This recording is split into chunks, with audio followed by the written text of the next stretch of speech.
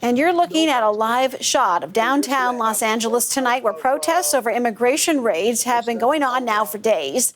Now, U.S. President Donald Trump is sending in some 700 Marines while more Guard troops are on their way. California's governor calls it reckless, and the LAPD warns that it can make things worse.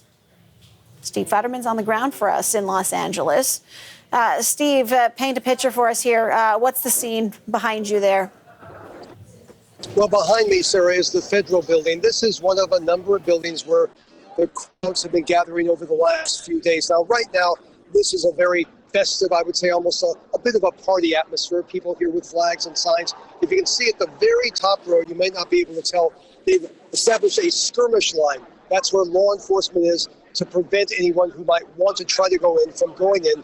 And these are members of the California National Guard, the controversial troops that have been ordered here by Donald Trump. It's the first time I've seen them in a position like this. They are primarily allowed to protect buildings. They are not allowed to break up crowds, although if the crowd tries to go in, obviously they would be trying to protect the building. So we'll see what happens. Now, the last few nights, there have been problems late in the evening. Hard to say what's going to happen here. I did a report 24 hours from almost the same exact spot yesterday, and 10 minutes later, the police moved in. So we'll just have to wait and see. So far, this group seems to be fairly peaceful. Now, there was a big rally earlier today, a few blocks away, right near City Hall. Let's listen to one of those who spoke at that rally.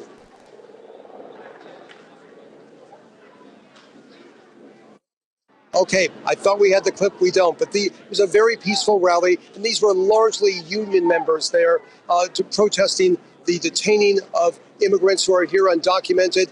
It was very peaceful, and many of them have marched here. So that's the situation right now. We have, by the way, Sarah, been told, the LA Times reports today, there have been a number of detainments in various parts of LA, not as high profile, not getting the reaction we had last Friday, which of course resulted in the weekend chaos here. But at least 2 Home Depots were targeted by federal officials, and some people were detained in both those locations. So Steve, the protests are in response to that. But now this idea that the Marines are coming in, there's talk, LAPD saying that actually could make things worse, that this could escalate tensions further. What's your read on it? Yeah, I think it will. I mean, even if the Marines don't take part in these confrontations, it's the symbolism. People are very angry that the National Guard is here. They're going to be just as upset, even maybe more upset, than the Marines are here. Now, the Trump administration they're claiming that the Marines will only be here temporarily until more National Guard troops will get here. It's unclear. The big question is, will Trump ever invoke the Insurrection Act? That would allow the National Guard, the Marines, to actually take part in arrests, move in, detain people, things like that. But we've not gotten to that point. Now, Trump today was asked repeatedly about bringing the Marines in, bringing the National Guard in, and he keeps defending it. He's not backing off at all. Take a listen. Have to make sure there's going to be law and order. You had a disaster happening, and they now admit it was a disaster. I watched the chief yesterday, who's a good man, by the way, and he said, well, we're lucky we did this because they were overwhelmed. You saw what was happening. So we did the right thing. Everybody agrees to that.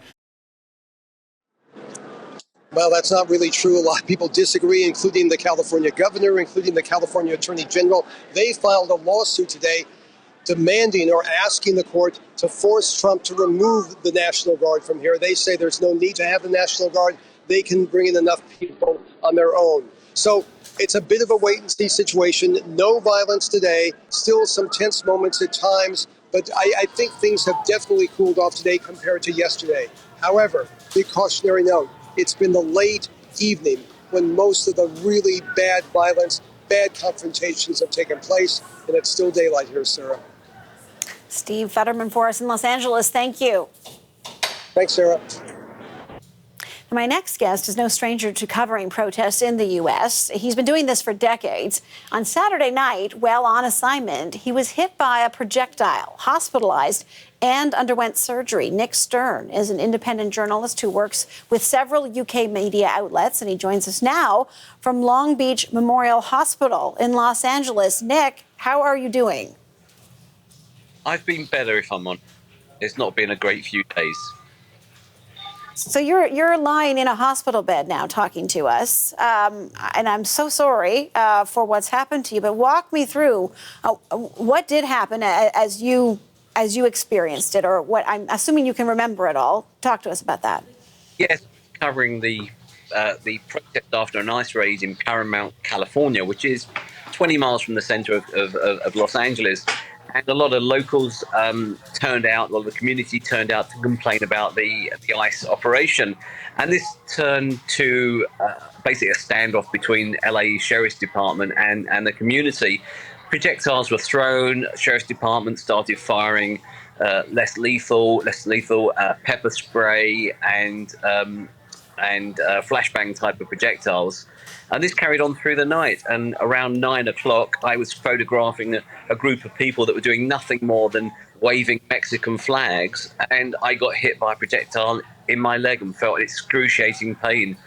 I reached down with my hand. There was clearly something that had impacted my leg and was in there. It was a solid item. I very nearly passed out. I called out, I've been hit.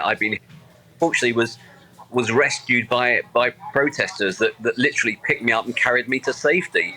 My leg was bleeding. A medic came and gave first aid to the injury on my leg, and I ended up going to a hospital where I had a scan and X-rays, which proved I'd got a projectile embedded in my leg muscle. Nick, so we're showing the pictures of this projectile, and we're calling it a projectile, but it's small. Is this? I mean, you've been able to actually examine it. What is it? And do you have any sense as to where it came from? Who would have shot it at you?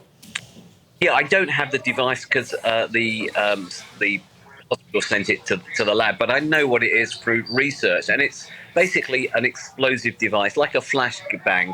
The idea is these devices are fired into the air 20, 30 feet above a crowd. They then explode, shower light, smoke, dust and noise, and frighten a crowd to get back. Now, unfortunately, reviewing video that I've seen of this incident where this thing hit me, it actually was aimed straight at me, exploded about 5 feet away from me, and then the projectile continued into my leg.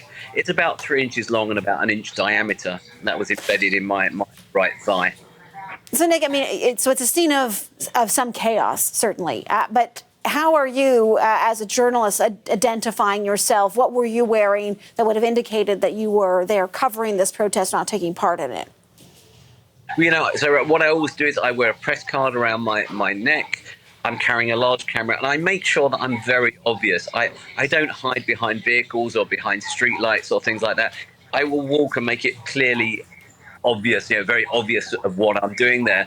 And if I'm walking around in an area where projectiles are going, I quite literally will hold my camera above my head, so it's pretty obvious what I'm doing there. And that's exactly what I was doing. In fact, at the time I was hit, I was photographing, so I had the camera up to my face. I was photographing these guys that were waving Mexican flags. So I don't know whether it was a device that was badly aimed or whether it was intentional. I can't answer that, but it's unfortunate. It's given me a great injury.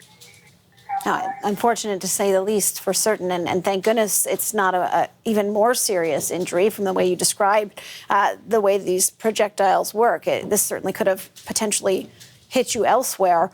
Talk to me about what you would have, how you would describe the mentality of the two sides out on Saturday night, protesters and authorities. I've covered protests throughout the world, in Asia, in Africa, Europe, and in the US.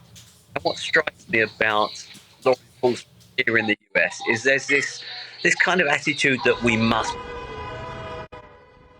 People are law enforcement are more inclined to hope that everybody goes home safely at the end of the day. But here, law enforcement just want to win. They have to gain that ground. And unfortunately, I think it results in a lot more aggression, a lot more violence, and more injuries than would otherwise be necessary. In LA, I covered the George Floyd protests in 2020. There was a lot of criticism about law enforcement then, 5 years ago, and they don't seem to have learned anything. They still have the same operation strategy. They make the same mistakes time and time again. these the ICE raids that we've heard about, they've happened in various pockets throughout the United States. And now they've, of course, made their way to Los Angeles, and it has sparked this response, this protest response. Are you surprised to see the level of protest that has come out? And I'm not insinuating that this protest is taking it too far. That's not what I'm trying to say here. But are you surprised to see the response from the public? No, Los Angeles is a very multiracial, very cosmopolitan city, and we accept that there are people on various immigration statuses here.